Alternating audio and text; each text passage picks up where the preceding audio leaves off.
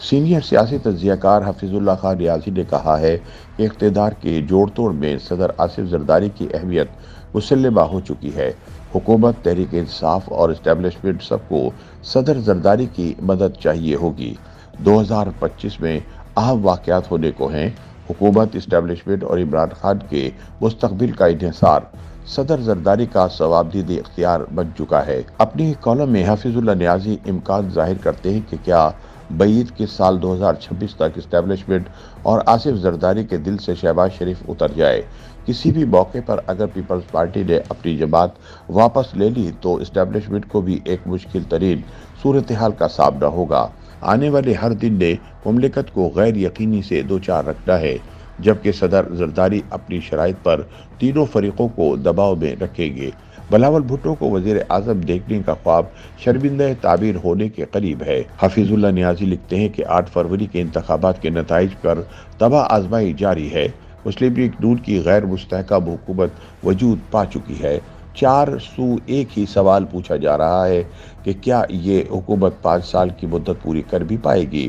مسلم league نون سے بھلا یہ کریڈٹ کون چھین سکتا ہے کہ وہ ریاست کو بچانے کے لیے ایک بار پھر بھاری قیمت ادا کرنے کو تیار ہے۔ اس سے پہلے جب اس نے حکومت بنائی تو 17 جماعتیں میں اسٹیبلشمنٹ حصے دار تھیں، لیکن بدقسمتی سے سیاسی قیمت اکیلے مسلم لیگ نون نے ادا کی۔ سیاسی جماعتوں کی طاقت اس کی پبلک سپورٹ پر ہوتی ہے، مگر نون لیگ سے کیا گلہ، تازہ بتازہ پبلک سپورٹ قربان کر کے بھی سبق نہیں سیکھا۔ ملکی سیاست کو مگر اس وقت صدر زرداری کی سیاست کی سحر انگیزیوں نے مبہوت کر رکھا ہے۔ پہلے 36 سال میں انہوں نے 2 ہی ٹھکانے پسند فرمائے، حکومت یا پھر جیل۔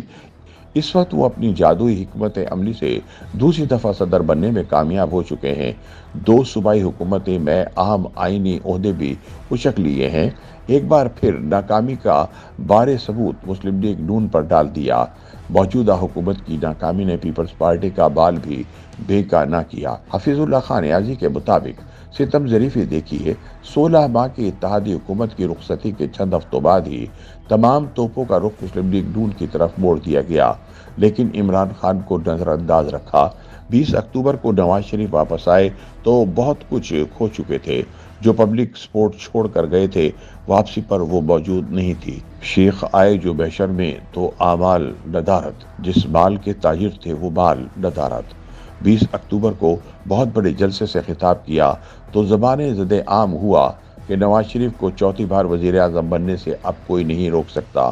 کہنے میں حرج نہیں، نواز شریف کا چوتھی بار وزیر اعظم بننے کا پلان آصف زرداری نے سبوتاژ کیا۔ بلاول بھٹو کا ڈنکے کی چوٹ پر اظہار یہی تو تھا، ہم نواز شریف کو کسی صورت چوتھی بار وزیر اعظم نہیں بننے دیں گے۔ اسٹیبلشمنٹ کا حتمی پلان یہ تھا کہ عمران خان اور تحریک انصاف کو ہر صورت میں سیاست سے آؤٹ کرنا ہے۔ 10 اپریل 2022 سے 9 فروری 2024 تک اسٹیبلشمنٹ نے عمران خان کے خلاف جو تدابیر کی الٹی پڑی۔ اس کی سیاست مزید توانا ہوئی۔ 8 فروری الیکشن تک پبلک سپورٹ میں غیر معمولی اضافہ ہوا۔ سوشل میڈیا کی پیالی میں انصافیوں نے سونامی برپا کیے رکھا۔ تاہم زرداری کی سیاست مخصوص حکمت عملی کے تابع رہی۔ سندھ کارڈ استعمال نہ کرنے کا تاثر دے کر انہوں نے اپنی اہمیت اجاگر رکھی۔ انہوں نے پاکستان کھپے کا جب نعرہ لگایا تو سندھ کارڈ استعمال نہ کر کے یہی احساس تو جتلایا تھا، کمال کا لیڈر ہے، بیک وقت پاکستان اور سندھ کے مفادات اکٹھے لے کر چل رہا ہے۔ بلا شبہ وفاق اور سندھ کے مفادات جب ٹکراتے ہیں تو دھڑلے سے سندھ آصف زرداری کی ترجیح بنتا ہے۔ حفیظ اللہ نیازی لکھتے ہیں کہ بدقسمتی یہ رہی کہ پنجاب اور KPK میں اسٹیبلشمنٹ مخالف رائے عامہ نے ات مچا رکھی تھی، جبکہ صوبہ سندھ کی چین اور سکون کا انحصار پیپلز پارٹی پر منحصر ہے۔ آغاز میں اسٹیبلشمنٹ نے ایک موقع پر سندھ پارٹی کو صوبہ سندھ میں بھی محدود کرنے کا سوچا ہوگا۔ مسلم لیگ نون نے یقیناً اسٹیبلشمنٹ کی آشیرواد پر اپنے سیاسی جوڑ توڑ کا آغاز صوبہ سندھ سے کیا۔ پلک جھپکتے MQM اور GDA سے پینگیں بڑھائی، لیکن آصف زرداری ٹھہرے گھاک فوراً بھاپ گئے۔ اسٹیبلشمنٹ اور زرداری میں باہمی بد اعتمادی 36 سال سے موجود ہے۔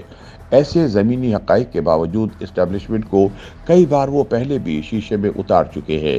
آصف زرداری نے فی الفور ایسا گیم پلان ترتیب دیا کہ اسٹیبلشمنٹ اپنے پلان میں رد و بدل کرنے پر مجبور ہو گئی۔ انہوں نے بلاول کے ذریعے تقریر میں بظاہر نواز شریف نشانے پر رکھا واضح پیغام اسٹیبلشمنٹ نے وصول پایا۔ بلاول بھٹو کی متاثر کن انتخابی مہم کا مرکز سندھ کی بجائے باقی 3 صوبے خصوصاً پنجاب بنے۔ بلاول بھٹو کی جارحانہ انتخابی مہم نے ہی تو اسٹیبلشمنٹ کو اپنی حکمت عملی تبدیل کرنے پر مجبور کیا۔ پلک جھپکتے سرفراز بگٹی، فیصل واوڈا وغیرہ کئی جید رہنما پیپلز پارٹی کو پیارے ہو گئے، کیونکہ اسٹیبلشمنٹ کو ہر صورت صوبہ سندھ رام رکھنا تھا۔ نواز شریف کی قربانی پر ہی پیپلز پارٹی نے مطمئن ہونا تھا۔ حفیظ اللہ نیازی کے مطابق الیکشن سے چند ہفتے پہلے آصف زرداری کا ایک فرمائشی انٹرویو دیکھنے کو ملا، جس میں انہوں نے بلاول کو آڑے ہاتھوں لیا اور قومی حکومت کا اشارہ دیا۔ نواز شریف نے گیم پلان بھاپ ضرور لیا، مگر نقصان کا ازالہ ممکن نہیں تھا۔ 8 فروری کے الیکشن میں نواز شریف کی عدم دلچسپی دیدنی تھی۔ الیکشن میں توان اور کرہن حصہ تو لیا، لیکن آخری دن تک لا تعلقی برقرار رکھی۔ چند جلسے کیے بھی تو شرط لف کی، مجھے اکثریتی مینڈیٹ چاہیے۔ البتہ 8 فروری کے انتخابات آصف زرداری کے فائدے میں رہے۔ وہ ملک میں دوسری بڑی طاقتور شخصیت کے طور پر سامنے آئے۔ صدحیف مسلم لیگ نون الیکشن 2013 کے مقابلے میں اپنی آدھی سیٹیں گنوا بیٹھی۔ انتخابی نتائج کے بعد نواز شریف کی کیا مجبوری تھی کہ اکثریت نہ ہونے کے باوجود حکومت لینا پڑی۔ نامساعد حالات میں ایک دفعہ پھر ریاست بچانے کے لیے رہی صحیح سیاست بھی قربان کرنے کو ہے، یہ جانتے ہوئے بھی کہ شہباز حکومت نے ایک طرف اسٹیبلشمنٹ کی برہون منت جبکہ دوسری طرف پیپلز پارٹی کے رحم و کرم پر رہنا ہے۔ شہباز شریف کو اسٹیبلشمنٹ اور پیپلز پارٹی دونوں کو بیک وقت مطمئن رکھنا ہے۔ حفیظ اللہ نیازی کہتے ہیں کہ آج وفاق اور پنجاب میں حکومت ملنے کے باوجود نواز شریف جیسی مضبوط شخصیت سیاست میں غیر متعلق ہو چکی ہے۔ 10 اپریل 2022 سے لے کر 9 فروری 2024 تک متحرک رائے عامہ کثیر تعداد میں عمران خان کے حق میں اور اسٹیبلشمنٹ کے خلاف بتدریج صف آرا ہو چکی ہے، مگر حالات کی سنگینی کی جانچ پرکھ کبھی بھی اسٹیبلشمنٹ کی ترجیح نہیں رہی۔ اقتدار کے جوڑ توڑ میں صدر زرداری کی اہمیت مسلمہ ہو چکی ہے۔ 100 باتوں کی ایک بات ایک زرداری سب پہ بھاری۔ YouTube پر گوگلی نیوز دیکھنے کے لیے youtube.com کی سرچ بار میں googly news T V type کریں۔ گوگلی نیوز کے پیج پر سرخ رنگ کے سبسکرپشن والے بٹن پر کلک کرنا نہ بھولیے۔ YouTube پیج پر اپلوڈ ہونے والی ویڈیوز سے باخبر رہنے کے لیے بیل آئیکن پر کلک کیجیے۔ آپ کو ہر نئی ویڈیو کے بارے میں نوٹیفیکیشن موصول ہو جائے گا۔